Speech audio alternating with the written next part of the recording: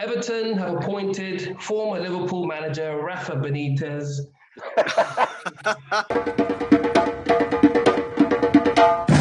Good morning and welcome to Gulf News Kicking Back. I'm Imran and I'm joined as ever by Matt, Shamsir and Sahil.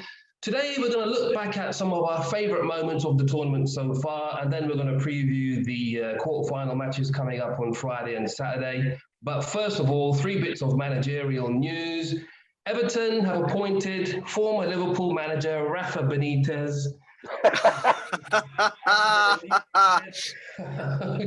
There have been moans and groans from both sides of the city, red and blue half of Merseyside. Guys, I'm going to ask your opinions on that in just a second. Tottenham have appointed Nuno Espirito Santo as their new manager. The former Wolves boss has agreed, I think, a 2-year deal, takes over the sacked Jose Mourinho. And it looks like Crystal Palace are going to be appointing Patrick Vieira as their new manager, the former Arsenal captain. He was last employed, I think it was Nice. He was sacked by them end of last year. He looks like he's going to be taken over from Roy Hodgson, who retired. He's 90 years old now, isn't he, Roy Hodgson? So that's all interesting things happening there on a managerial front. But back to my club, Everton. We've appointed Benitez. I think it's the most ridiculous thing ever to happen to our club, and there's been plenty of crazy things happening there. I mean, this isn't just for the obvious Liverpool connection. I mean, I'm not too fussed about that. But I just think the game's passed him by. I don't think he's a good manager anymore. I think there's better options out there, and we've gone for him. It's really upset the fans. I mean, I still can't believe it. I've been reading all about this and seeing the pictures and seeing him putting the scarf up and around his neck and posing with the badge and everything. It just looks completely wrong. What do you guys think of this? First and foremost, I think you're completely wrong. I think he's a great signing. I think that Benitez you will be eating humble pie. I mean, when we carry this video chats into the Premier League next season, you're going to be going, "Oh my goodness, I was completely wrong." He's got an allure. He's going to bring top players to the club, especially if Ancelotti takes Calvert-Lewin and James away to. With him, but the key to Everton is they can't go back to Sean Dyche or an average English manager. They need to keep that stellar guy in charge, and Benitez is the answer. He was available, he was up for the challenge, and he put his hat in the ring, and he basically says, let's forget about the divide. There is no divide anymore, because if Everton want to compete with Liverpool, they have to get a lot better, and they're not there right now. And Benitez is the man to at least get them contending into the quarterfinals, semi-finals of the Europa League to start with, and then get them maybe into the top 4, which is a big ask. Even Ancelotti couldn't do that. But after getting a guy like Ancelotti in, you've got to stay high, and they've kept it high. The animosity from the people in Merseyside have been the idiots from both sides. Most sensible people, there's not many in Merseyside, have said that yeah, this is a good idea. There is no animosity from Liverpool. They say they're wishing him well. Even LFC have said themselves that they wish him well. Everton have got no problem with his previous. So I think that you will be very surprised, and I think it'll be a very, very good idea. I've just got to jump in there, Matt. I mean, yeah, you're right. He's proven he's a good manager in that. But the fact is, we just won't be able to accept him. I mean, the majority of the fans, even if he does well there, he's always going to be the guy that came from Liverpool, that won them the Champions League, won them the FA Cup, got them to another Champions League final. And but if he wins you a Europa, if he wins you a Europa, all will be forgiven, surely. I don't know, mate. I really can't see it. I mean, it'll be a period that me personally, I'm gonna just want to forget it. Even if you win something, we do well, it just won't fit. It's like putting square holes in a round thingamajig. You know that phrase? Yeah. I think you're going to be surprised. I think you're going to be surprised. I have to say one thing, like, yeah, I agree with Matty on the footballing reasoning side of it, because, he's a good manager. He had a bad phase when he moved to Real Madrid, then he moved to Napoli, but then he broke that shackles and he had a very good stint at Newcastle with nothing spent. He did a wonderful job there, but then for the money reason, he moved to China, but now he's coming back. Yes. As a manager, he's still good. He's still capable of doing the job rightly, because I still remember his small stint at Chelsea Football Club where he won the Europa League, though we still don't love him. This is the thing, I'm talking about. Apart from the footballing reason, there are other things. There are emotions. That is the most valuable thing in football. Like, yes, he might even take you to the top 4 next season, but that is not enough, man. Like, you need to have that connection with the fans. That's what football is all about. Football is all about having the connection with the fans. Like, this guy will be under massive pressure. Like what Matty mentioned, if he gets going from the minute go, it's good. But if there is a small little blip in his managerial career, the fans are going to be on the head of him. He'll not be having peace of mind. I still think, like we have discussed this many times, fans are for football. Football is meant for fans. And if the fans are not liking it, they shouldn't appoint. That's it. Because footballing reasoning, I can understand. But the emotions, I don't know, man. I don't know. It's a ridiculous appointment. It's one of the most bizarre appointments ever. It really is, and honestly, I think we're going to be looking for another manager as soon as October, November time. I think he's put so much pressure on himself now by even accepting this job. Why did he want it in the first place? I've got no idea. If he hasn't done well after 5 games, if he hasn't won all 5 games, honestly, I think the fans are just going to insist that he's gone. He's going to be. I think he's going to be the first managerial casualty of the new season. I really don't think this is going to work out.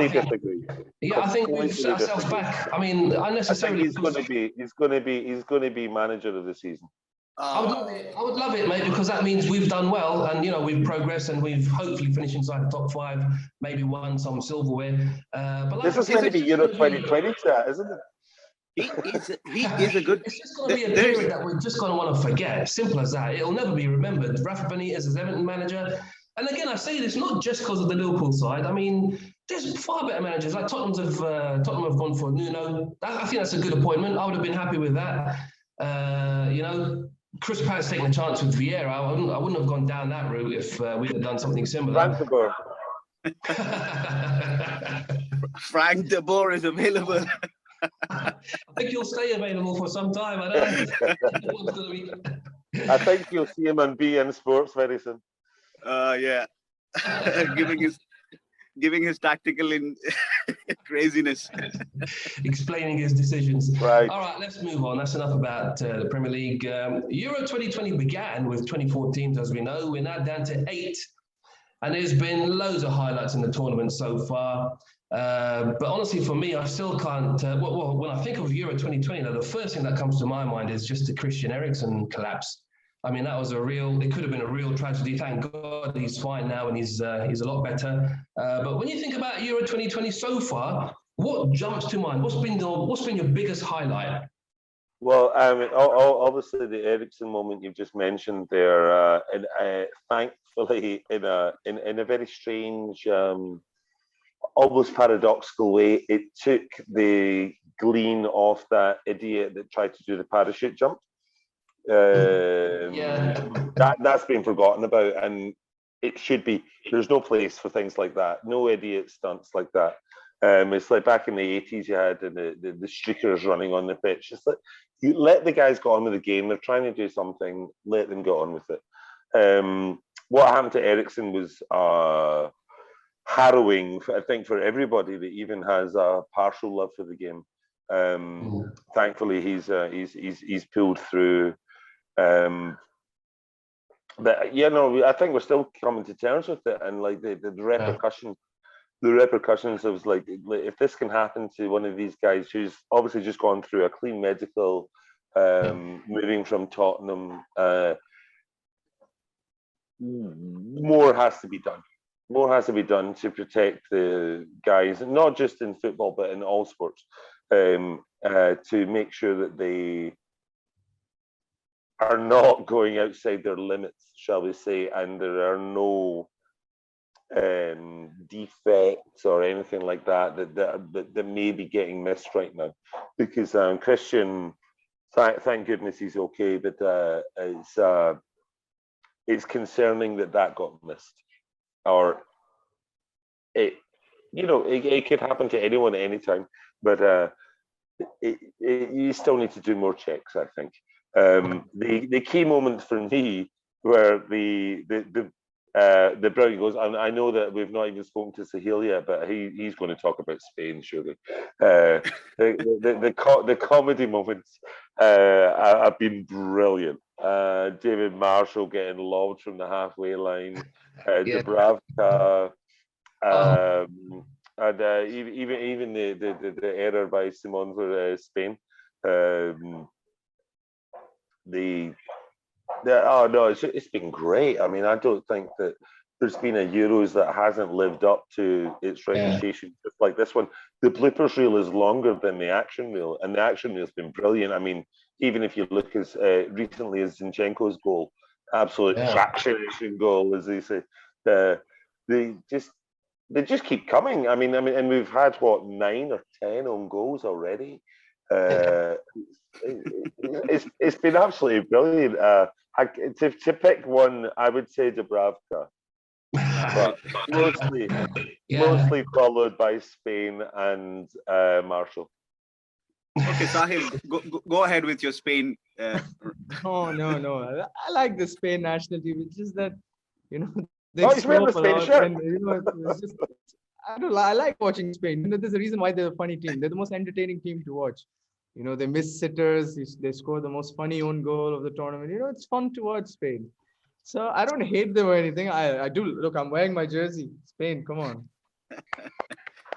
So, but like one moment, like a proper moment, which I just got off my seat, was the Sterling opener against Germany. Yeah. Do you expect England to score in such a big? You're right. Yeah. Huge moment. I never expected England to score in such a big game, and they scored, and also Kane had scored. So, that 2-0 win over Germany was like super special.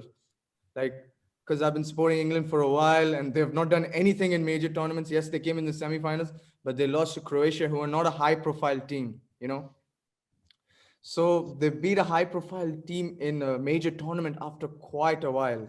I don't remember when, unfortunately, but this was one moment, and one funny moment. Come on, let's be honest, the Unai Simon own goal. Like, come on, who concede such goals, and 9 goals in Euro 2020? That's messed up. This is like the highest form of the league, and you're scoring 9 own goals. That's not good. And 2 was in the Portugal game only itself with Diaz and Guerrero.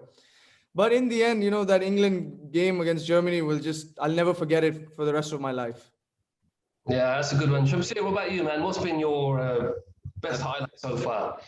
I think when Sahil was talking about the on goals, I think we'll have to give the golden boot to the on goals because they have already scored 9. I don't think anyone can surpass them. It's it's that kind of a tournament, man. And like Matty mentioned, all those moments. For me, what I love about this tournament is the underdog stories. It's absolutely incredible, especially Hungary. Then Goran Pandev moment. I love that. Then what Switzerland has done. What Denmark are doing, Denmark can do even the unthinkable, the way that they're going and the things that are panning out in their on their path, it's absolutely incredible. We all love the. What, Mary? What you said? They did it in '92, so they might. Yeah, exactly. They did it in '92 without even qualifying, and but these are the stories that I love about this Euros, man. Absolutely incredible. Then apart from the parachute story, I loved one pitch invader story, actually. She was actually promoting the cryptocurrency. There was one story which was I love that moment as well. But all these things, the fans are back. That is the most important thing, man. Yeah. The fans That are makes back. the biggest difference. You're right.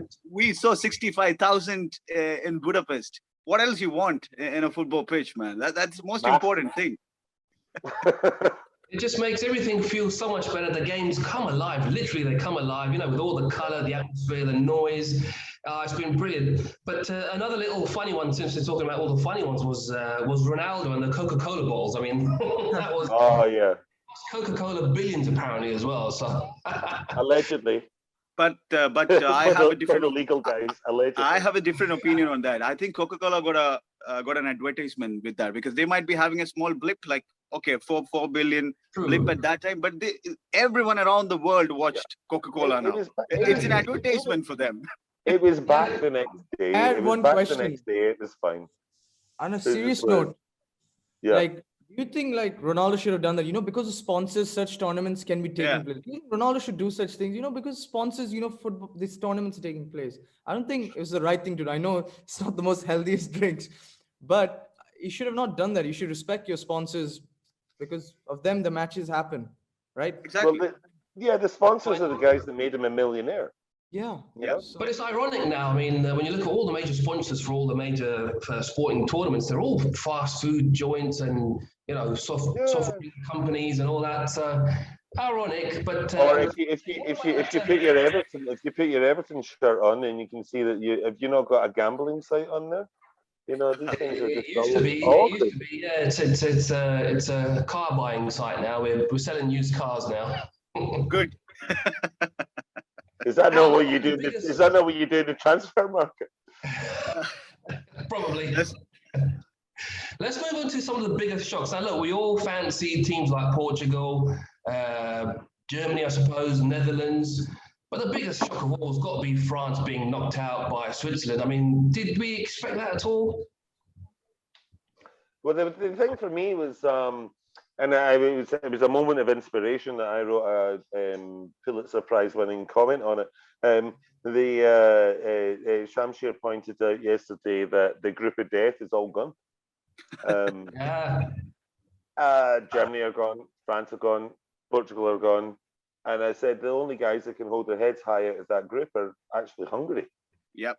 The rest of them they've all flopped in the round of 16, and that's not acceptable for anyone, any of those three.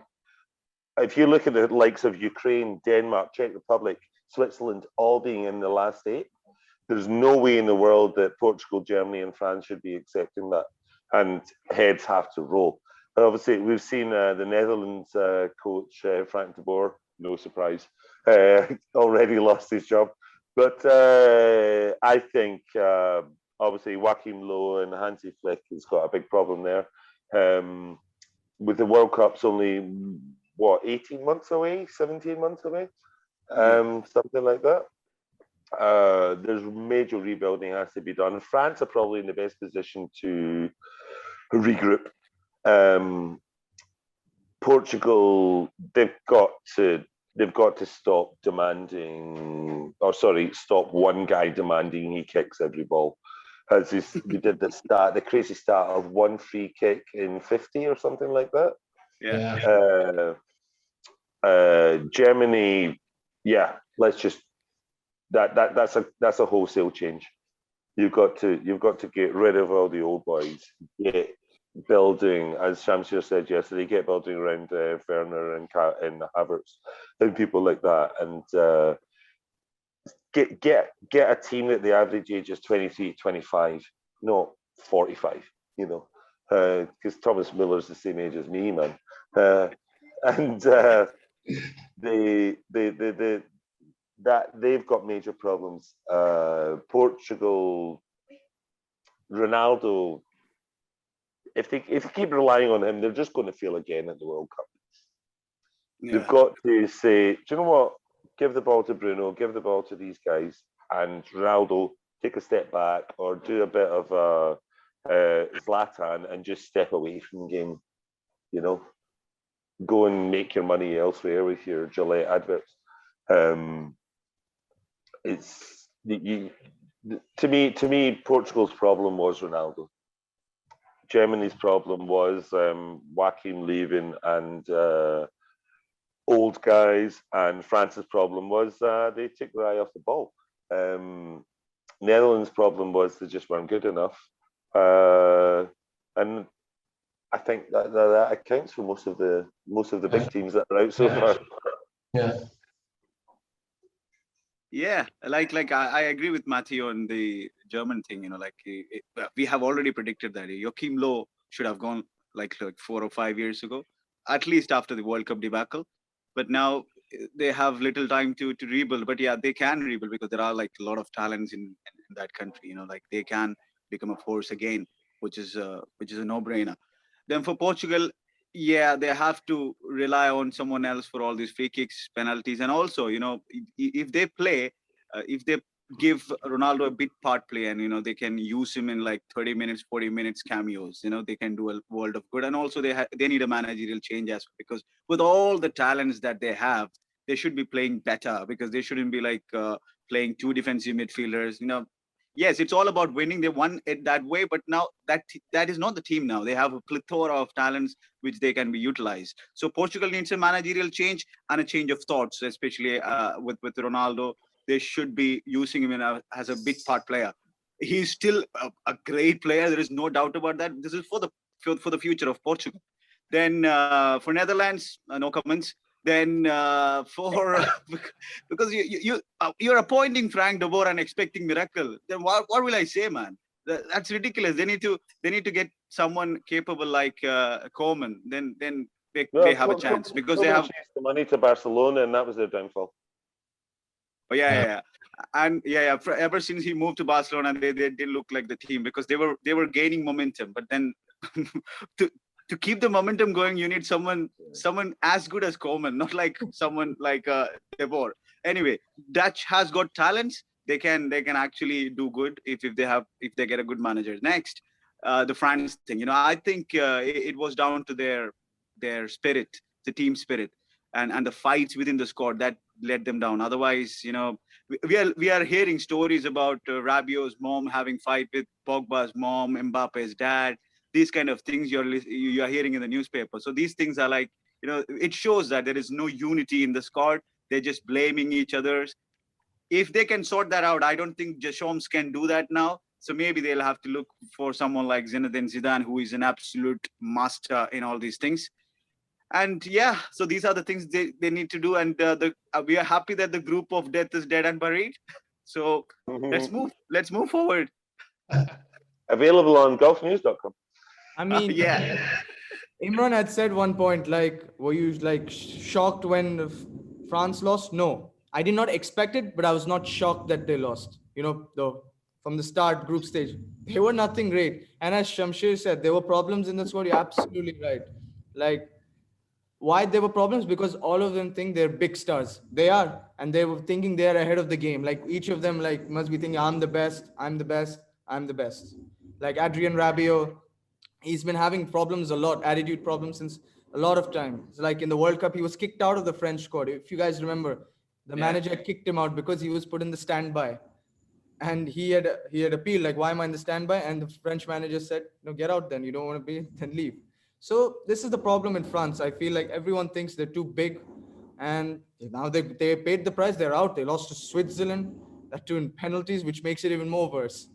So yeah, I'm not shocked that France are knocked out. And as for Germany, since last 4 years, they have not been doing much, unfortunately. The World Cup years, they got out group stage here. They lost to England. So, I mean, I don't really care. England won, so I'm happy. And, Portugal, I don't think it's only just a one-man show. Ronaldo, all others are influential in the team. Yes, that free kick part, I completely agree. They should just give it to someone else. There are many better players. Guerrero, Fernandes, who didn't have the best of tournaments. I completely agree on that. But there's more to come. He's still 20. Had Bruno taken the penalties, then surely he'd be the star man. They just gave them all to Ronaldo because he was chasing the record. He was not influential. Bruno was not influential in the game also. Yeah, fair enough. For Man United, he's so influential, not only because of penalties. He creates... Because he likes to dive. Yes, we know.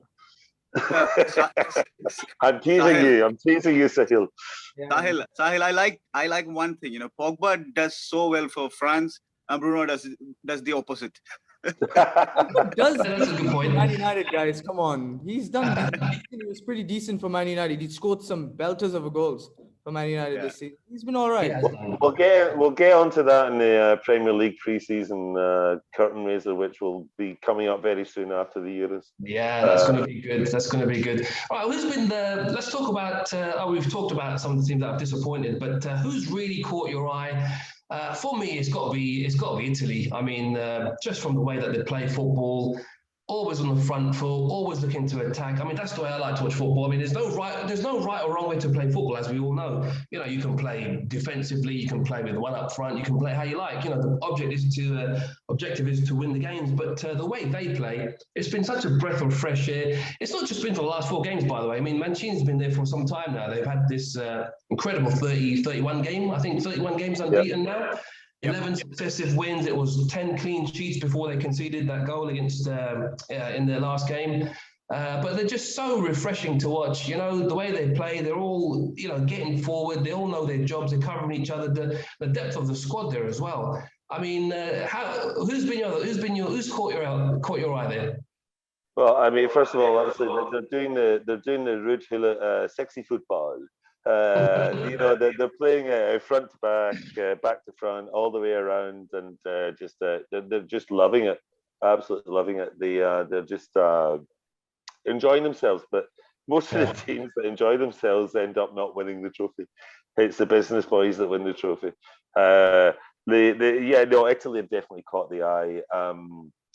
Belgium, very good, and very efficient. They've overcome injuries, they've overcome COVID, they've overcome broken, fractured cheeks. They're still just doing their thing, and it hasn't seemed to put them out their stride. And I think those two should be in the final, but obviously they're not because they're facing each other in the quarterfinals. The other team that has caught my eye as a slow burner has to be England. Every game they're getting better and better. They had the blip against Scotland, but then since they put that behind them because they knew it was Scotland, they knew it was Wembley, they knew it was a big game. They didn't lose, they didn't concede, and they've still not conceded. And then they've just got better and better. They went on to the next game very efficiently. They went on, no thanks to Harry Kane again. And then they won 1-0. They went into the last 16, won 2-0. And yeah, I think that they're burning perfectly. If they can go over the wee trip to Rome, then they're going all the way, I think. And I expect them to meet, big gamble here, Italy in the final, because I think Italy will beat Belgium. Yeah. Wow. For me, yes, obviously Italy have been absolutely relentless both in attack and defense. They play as a unit. We have told this many times. The passion, that's what drives them. From the like the national anthem, the way they sing it. Right from that, we can see the passion running through the veins of each and every player. So I love that. I love seeing that. And apart from the Italy, I think Denmark have caught my eyes really, because you having that such a desperate moment. That's England out then. such an unfortunate moment happened, and then the way they recovered from that is incredible. And they're scoring goals for fun. They're enjoying their football. They're absolutely enjoying their football, and there is an extra motivation within them to do well for Christian Eriksen. I think that will take them all the way. That's what I'm calling for. Like, I think they are going to the final. You're going to win it. No, they're not going to win it. They'll go to the Wembley. That's it. They'll go to the Wembley. Facing home. To the semi-final, huh? To the final. To the final, I'm saying they'll defeat England in the semi-finals. Oh. And I think it's going to be Italy versus Denmark, and anything can happen. But I'm rooting for Italy. So we've got Italy, England, Italy, Denmark. So here, I'm going for Italy, England, come on. Don't knock my England out, please. Thank you. Always follow the sensible idea. That's mine. You know what? You can see how Denmark are playing. Like, yes, England are doing their business perfectly. There is no comment about that. And if it has to be, you'll have to blame England for not reaching the final, because they'll have only themselves to blame, because the path is clear for them. It's a golden path to the final. It's And only they're it's Ukraine and Czech Republic or Denmark, and they should beat them. Of course, anything can happen in football, but they should beat them. But this is what I'm saying: the extra motivation that is running through the veins of the Danes is absolutely incredible, man. I think they're the playing of the Danes. The veins of the Danes, yes. And see, that extra motivation, that's what football is all about. They're very passionate about it, and they're playing the free flowing football. They don't really care whom they're facing. If whether England comes, England will be the one with the pressure, because Denmark can play their football, because England will have the expectation of winning the thing. It's coming home. Every taxi boys you can ask, they'll be like, it's coming home, it's coming home. But it's not that easy. Like, the Denmark are going to give a tough thing for them, and I think they'll reach the finals. Just to make your statement better, the last time England played Denmark, Denmark beat England. Harry Maguire was sent out. So the benefit of the doubt.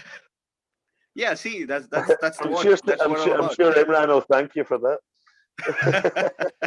No, but Shamsi, you made a very good point. Even I, started to believe that they could go quite far. They scored 4 goals in the last couple of games. They've suddenly just woken up, and they could be the new dark horses of the tournament. I think the original ones probably were Turkey. Just got to talk about the biggest disappointment so far. I think. Turkey came into the tournament. They'd beaten France 2-0 in one of their qualifying games. That team's full of players from the top European leagues, but they went out. They didn't get a single point. They had a minus, I think, 8 or 7 goal difference. And there was no positives at all whatsoever for Turkey. They really were the biggest disappointment of the tournament, weren't they? Yeah, I think that it did. I don't even recall that they even scored a goal. Did they score a goal? They scored one. They scored one goal. They scored one. Okay, they scored one. Yeah. See, it was so memorable. I can't remember. They were massive flops. They came in maybe again a little bit of France syndrome. They thought, yeah, we'll get through. Third's good enough. We don't even need to bother here. And then all of a sudden they're out without a point. Big flop.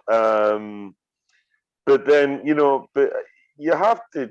I have to say Germany are a big flop as well, because even guys like North Macedonia were doing fine. Getting a goal, getting a result here and there. But Germany, 2 own goals got them past Portugal, and that was really the only result of note. They didn't really do much else. Mats Hummels got an own goal in the first game against France, and they were really, really relying on a late winner against Hungary. And then they were absolutely limp against England. To me, they've been the biggest disappointment. Yeah, for me, like what we have mentioned, Turkey. But I have to mention one thing. The dark horses that I have mentioned before the tournament were Italy, and the surprise packages were Denmark. Both are doing well, and both are going to reach the finals. So I'm going to be very happy with that. But then the biggest disappointment, apart from Turkey, it is France, hands down. They were everyone's favorites, man, and they're just getting knocked out in the round of 16. That has to be the biggest disappointment. Surely, I agree. I was going to say France only. Turkey, disappointing. -7 goals is not a joke, to be honest. That's really bad. But okay, France is a much more high-profile squad, and I definitely think France. That too, they didn't lose to any like Belgium or Portugal or someone. They lost to Switzerland. Switzerland were not great in the group stage also. So definitely France, hands down for me. Look at that squad, and still they can't get to the round of 16. France for me. Very true. Very true. What about you, Imran? I said, yeah, I was. I didn't expect Turkey to go and win it, but I thought they'd get out of the group. I think I did tip them to at least get a point. Yeah, get out of the group. I thought, man. I thought last 16 at least, and play some good football because with Yilmaz up there, they got some good players in that team, but they just failed to show up completely. But they did score one of the best goals of the tournament. I forgot the fella's name. The one that I forgot. Yeah, so I forgot his name. A lovely 25-yard into the top corner. We've had some great goals, by the way. I mean, obviously, we think of the best goal of the tournament. I think everyone's going to just say Czech Republic's Patrick Schick. I mean, it was just incredible from the halfway line. Had to bring it up. Had to bring it up. But unfortunately, happened against you. Like, you always get the worst luck. But then Pogba scored a great goal the other night, didn't he? I mean, it counted for nothing in the end, but lovely goal, 30 yards, top corner. What's been if you can remember, your favourite goal so far? I think if you were to ask 20 different pundits, you'd get 20 different answers. There've been so many. Whether it's Dubravka's brilliant own goal or whether it's like you say, Schick against Scotland. There's way too many to choose from. The big difficulty is how do you whittle it down to even 5? Zinchenko's goal was great for Ukraine the other day as well, on the volley. See, put me on the spot now. I'm trying to think. Been a lot of all right, I'll no, I can't. No, I'm thinking. All right, okay. I'll do the easy one. I'll say Schick against Scotland. I'll put Shami on the spot. Yeah, for me, the most incredible goal was, yes, of course, you can talk about the Schick goal, but technically the most brilliant goal was Benzema's goal. That was absolutely outrageous. How did he do that? I have no idea. He has no right to do that. No right to do that because the ball was like 2 yards behind him and he took that under his control with that outrageous touch. Technically, the most brilliant goal that was. And then the team goal, I think the Italy goal where Locatelli scored that with a one-touch volley to Berardi, then Berardi crossed it. That was an absolutely incredible goal. Then there was that was also the pass of the tournament, I would say. Locatelli has to be wide. Oh, incredible. has to be the pass of the tournament. Then even the Belgium goal against Denmark, where there was one team goal with I think it was De Bruyne's assist. These were the goals. You can just choose one moment and see that goal, but there are a lot of things behind it, especially the technicality and everything. Yeah, so I would go with Benzema's goal. Has to be the goal of the tournament so far for me because that was technically absolutely outrageous. Sahil, for you? I mean, we've said Schick, Pogba, Benzema, but there are 2 underrated goals. You remember KDB's goal against Denmark, that left-footed strike? That was a pretty good. Off the bench as well. Off the bench. Fizzed it in that's an easy goal. And one Goldberg's goal against Wales, not bad. Good curve from outside the box. That was a pretty underrated goal. So there are some shots we have to give to these guys. And even Morata's goal was absolutely incredible. I was about to mention Morata. Yeah, that was a great goal. It was such a tight angle, and also he had so much pressure on him. Yeah, so much pressure on him. And the pressure after missing so many big chances. He'd been watching Sahil laughing at Spain so much, and he had all this pressure on him just watching our videos. No. We've mentioned some really good players there. So let's talk about some of the players that have stood out in the tournament. I mean, for me, when I think about it, before the tournament, we were thinking of the people like we mentioned Belgium there, Lukaku, who I think is going to really come to life now. I mean, they've got Italy in the quarterfinals. That's going to be a really hard one. But I think Lukaku's been really good in that last game against Portugal. He was okay. He didn't score a goal. That's not important though, because what he did for the rest of the team for that game, for the whole 90 minutes. And he's just a big battering ram. He's a goal machine. We know that. He's been really good. I think for Italy, apart from Locatelli and Insigne and Immobile, I think Jorginho has had a really decent tournament so far. He's kept things ticking along really nicely in the midfield, getting breaking up play, winning the ball back, playing it forward. He's been really good. Wijnaldum had a really good tournament for the Netherlands, scoring goals, the captain performances, playing really attacking, playing really well. He was another really good performer. Who do you think stood out for you guys so far? There's going to be obviously loads more games coming up, but until now, who's really caught your eye? To me, I think that obviously Lukaku is the star player so far. He was absolutely tantamount to that victory the other day, even though he no assists, no goals, if you look at it on paper, but everything he did was geared towards that win, and there was hands down he was the man of the match. I completely disagree with Wijnaldum because of the last game. He was completely anonymous, as were the rest of the Dutch guys. But I think at times like that, you need guys like Wijnaldum to step up, having had a great tournament, and he didn't. No one did, and he's not a standout for me. The other guy is Raheem. Everybody was talking about Harry Kane's goal scoring problems and everything else. You've got your number 10 behind you there, Imran. Everton boy with a Sterling shirt. It's weird. But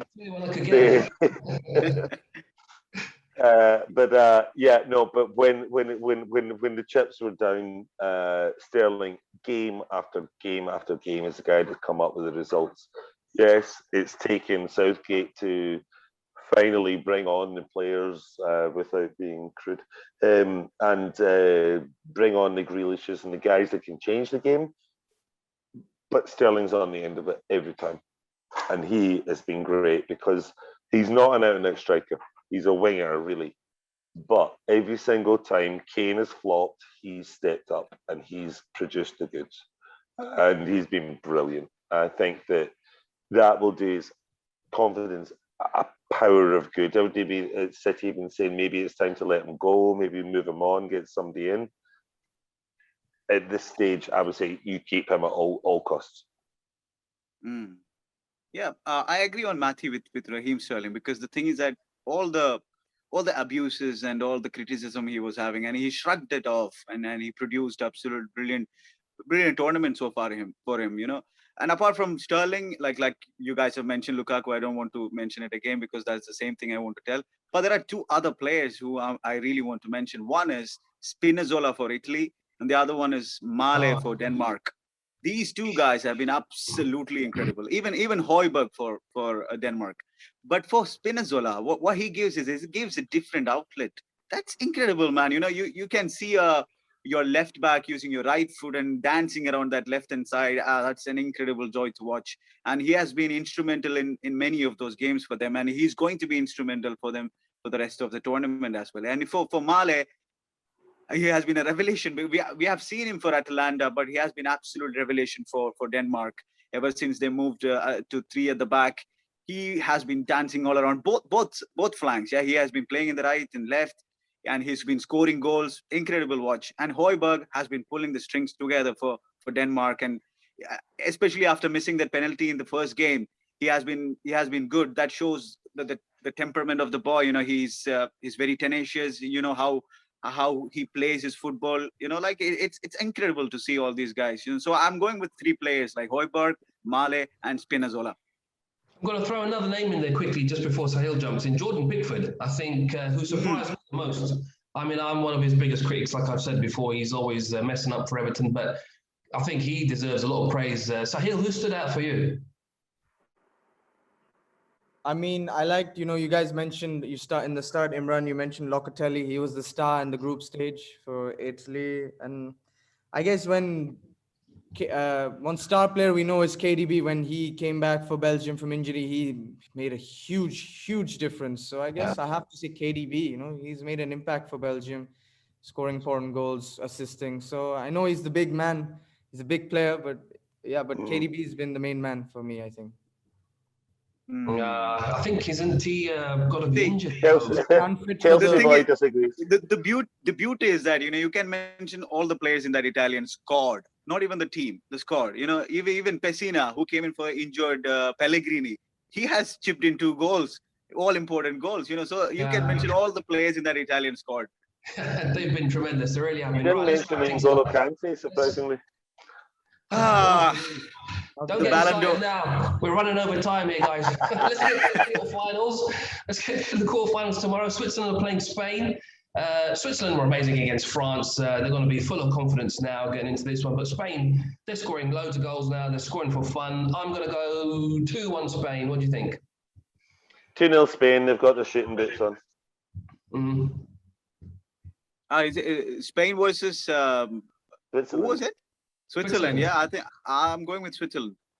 Oh, sorry. Chaka is out, so going with Spain. Yeah, Chaka is out. Who's playing? I'll go with him. Going with Spain now. 2-2 and then extra time we'll see. 2-2 and extra time we'll see what happens. Extra time, huh? Non-committal. Yeah, I think you're right. We could be seeing a lot of games going all the way now. And the other one, the big one, I mean, this one should have been the final, what many people think. Italy against Belgium. One of them has to go home early. Italy have been, like we've been saying, so good to watch, attacking and all that. I still think there's a lot more to come from Belgium. They've shown glimpses of what they can do. But I don't know. I think we might need penalties for this one. And then it's a lottery. But I don't know. I just don't know. Well, I called Italy going all the way to finals, so I say 1-0 Belgium. Okay. For me, it all depends on KDB's and Eden Hazard's fitness, because Romelu Lukaku can't do it all alone. And Italy don't. Yeah, if they're out confirmed, then there is no chance for Belgium. Yeah, of course, Romelu is going to give them a fight, but Italy as a unit is going to be too strong for Belgium, and I'm going for a comfortable Italian win against Belgium. Is it possible both teams can get knocked out so that England can have an easier route? England versus England in the final. On a serious note, without KDB, I think, come on, Italy should win 1-0. I think they might at least start them on the bench.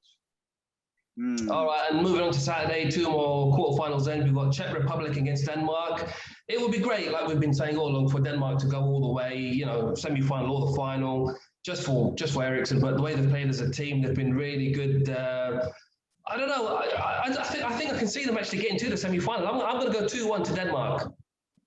This is the game that's got 0-0 written all over it. This is penalties, and then it'll be 1-0 in penalties and sudden death. No one's going to score, and then after that, no one's going to score. So I say Denmark on pens. Okay, for me, Czech are a very robust side and they're very difficult to beat, but Denmark have that extra motivation in them, and I'm going with Denmark. I think they'll win that game. And there is another thing, the Cristiano Ronaldo voodoo is there. Patrick Schick has been scored 4 goals, so they have to get knocked out. We'll see. Sahil? I don't know, man. Let's just go for 1-0 Denmark, Again, Kasper Dolberg will score. Let's see. You sound really convinced. Really convinced there, Sahil. All right, and the last one is England against Ukraine. I mean, we've got to push on now. We beat Germany on paper. That was a hard one. We've got over that obstacle. This is the best chance, that we're going to have to get to the final. We've mentioned the teams ahead of them in the semis. And I think we might even start with Grealish in the team. I think Southgate might be a bit more attacking.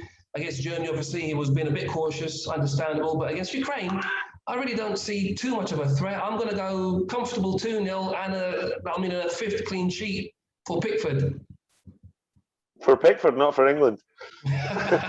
Just Pickford. Yeah. Okay. First of all, we are not we. Of course we're we. This is we. No. You say I then, not we. Three guys here are not English. Just look at it. Just keep your eye on. Yeah, no. But I always root for England. I don't know why, because it's funny to see them lose, I guess. You'll win. I think you're bang on 2-0. I think. Ukraine don't have the quality enough to pose a threat to England. I think England are going to win like 2 or 3-0, but they have to start Grealish, man. They have to start. I'm going to go for a 4-1 victory. England are going to concede, but they're going to score 4. Don't worry about that. Oh, big confidence. Zinchenko. That means only one thing. Ukraine are going to win. Oh, gosh. I think there's it depends on the way. There's going to be lots of action. Who scores the goals. Depends on who scores the goals for England and then Harry gets them Kane to hat-trick. 4-1 because, Go. well, that means England are out because they got the 4-goal jinx. Yes. All right, let's see how they all get on. That's enough for us for today. Thanks to my guests, and head to golfnews.com for all the latest news, and we'll be back on Saturday with another show, so we'll see you then.